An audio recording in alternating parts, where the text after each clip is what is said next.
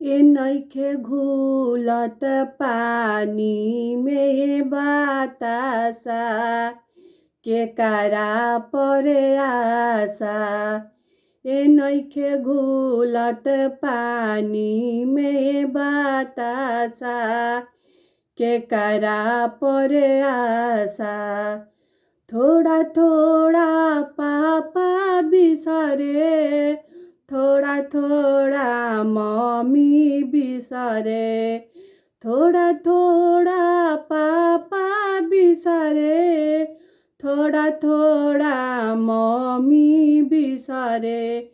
ए नइखे बिसरत गौआ के घुमलका केकरा परे आशा। ए नइखे बिसरत गौआ के घुमलका केकरा परे आशा। ए नइखे घुलत पानी में बतासा केकरा परे आशा। थोड़ा थोड़ा चाची बिसरे, थोड़ा थोड़ा चाचा बिसरे। ए नइखे बिसरत छतवा के घुमलका केकरा परे आशा। ए नइखे घुलत पानी में बतासा केकरा परे आशा।